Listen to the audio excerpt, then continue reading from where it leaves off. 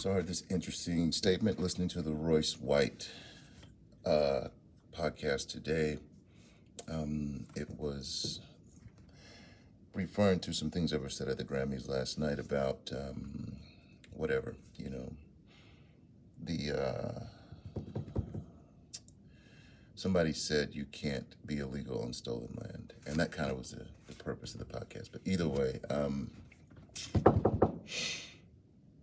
towards the end of the podcast, he said the difference between us and them is we actually believe we can do wrong, we can make mistakes. Whereas on the other side of the aisle, or in general in life, there are people who don't believe that they're doing wrong. So whenever something becomes a gray area, they just move the goalpost to make it okay. And that strikes into the idea that they don't have the accountability to say I was wrong. So rather than they would just shift the goalpost and say, no, now this is okay. And that's where you get to a place where the term illegal immigrant is questionable about if it's legal or not. But in the name, it says illegal immigrant. There are legal immigrants and there are illegal ones. But again, you shift the goalposts. Now, there, you shift the goalposts, defund the police, you shift the goalposts, national or federal law agents are not law agents, whatever you have to do.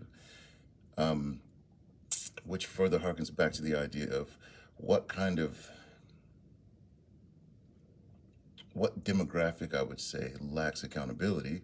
Everybody knows that would lie on the female side of things. And then when you look at the biggest perpetrators in today's unrest in America with the current events is typically, unfortunately, female liberals, and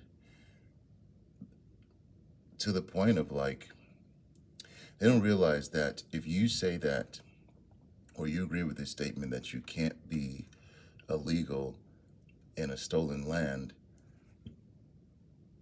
that negates the need for any gates or any whatever, right? Because everything that we have was owned by somebody before us. Every country's stolen land now from whoever it was before.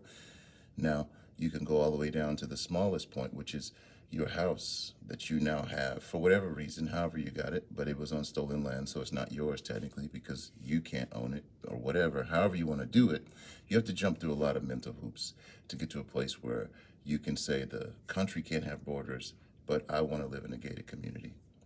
Does that make sense? Either way, what it comes down to is there's a lack of accountability that stems in liberalism to where everything that happens is the government's fault. And none of it is our fault. Even in the black community, black liberals are the ones who raise a son to be a thug, intentionally or not, and then he gets shot in the streets, breaking into somebody's house, and they want to sue the person who shot the kid that was robbing them, you know.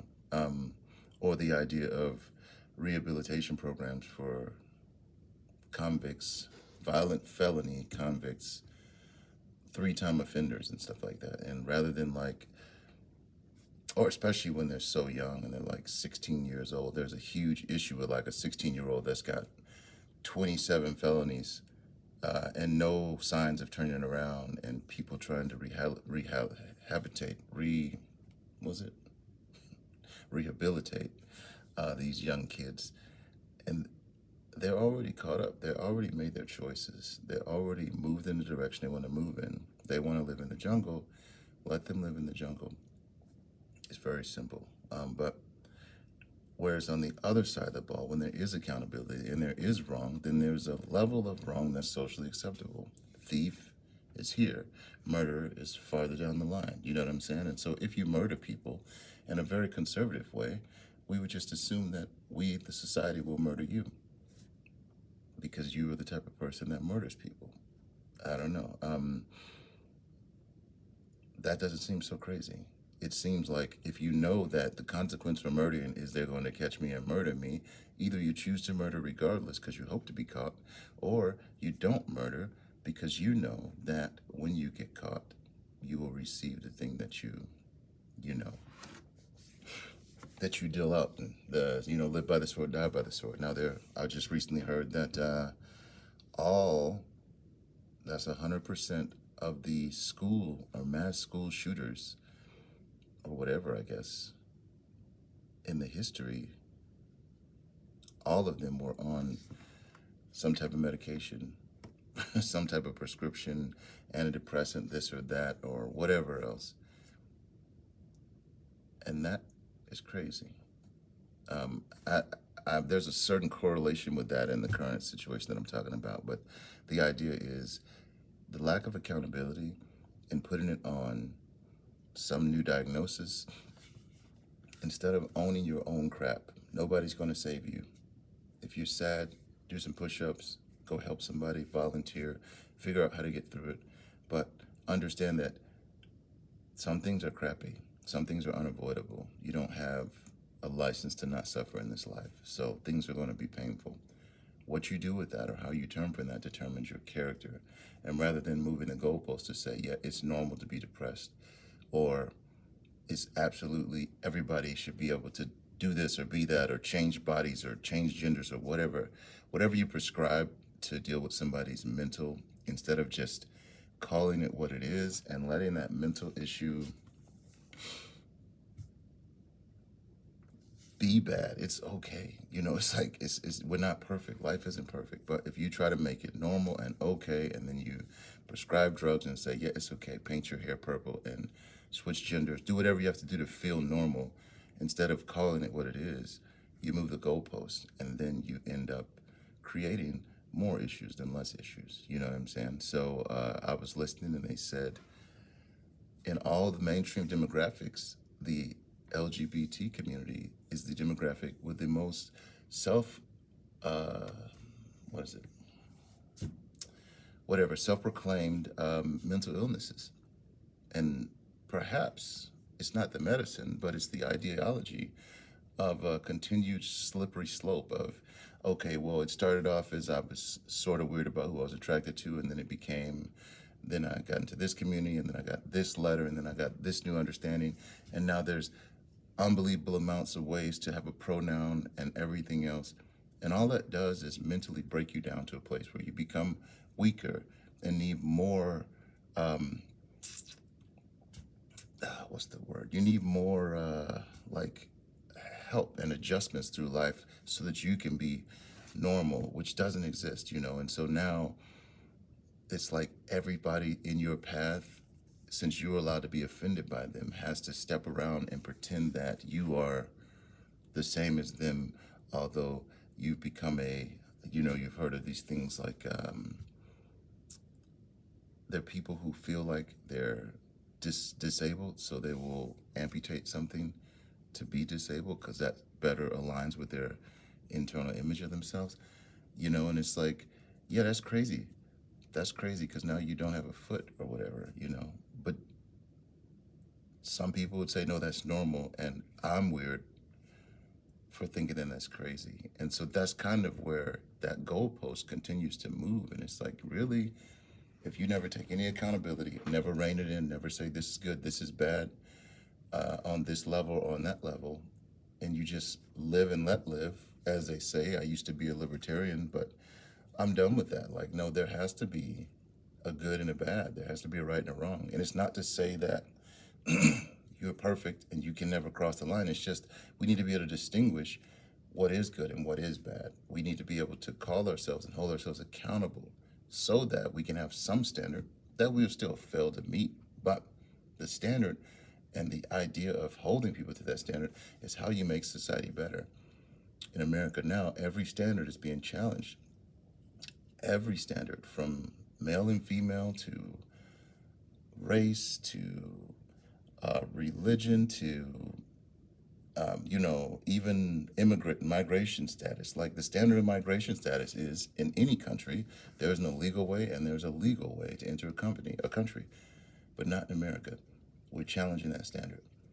We are just shooting holes in everything. And so I am surprised that people aren't seeing this trend and how America's going down based on the level of how much freedom we start to pump into the system.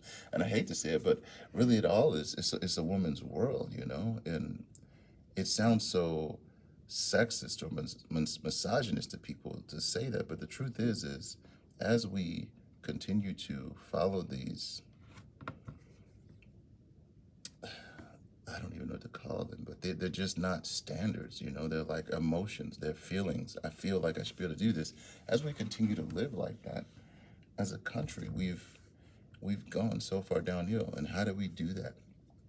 It started some time ago, I would say in the 60s and 70s. There was a big drug pandemic thing that went on where the government was putting drugs into the community and then arresting the fathers that went out and worked in this trade or used these drugs. And that isolated women to have to be that, you know. And somewhere in there's a conspiracy that they did that on purpose because they knew the downfall of the society would be to remove the men that could fight and make changes. So again, and then so this whole thing still goes back to an even more simpler theory in it all. Since women lack accountability and have to learn how to do that, that doesn't mean that. So to me, it's like we're supposed to protect women. So this is again controversial, but we don't blame women where I'm at, where I'm from, the type of men that I would raise. We don't blame women. Women are reactionary. Women listen very well. That's why they do so good in school. That's why they make such good partners in life, is because if you find a good woman, she's going to do the things you ask her to do. She's going to execute them excellently. That's what it is. But when you put a woman in lead and you follow, things get out of whack because she also has a lot going on inside that men don't understand. And it dictates how she does certain things this week versus next week. That inconsistency isn't necessarily great for a business model. Whatever. I'm not saying women can't have businesses. I'm just saying that in relation to men make better leaders than women because we don't do things based on how we feel. We do things based on what needs to be done more often than not. That is probably a scientifically backed fact that nobody wants to look at, and everybody will hate to hear it out loud. But the truth is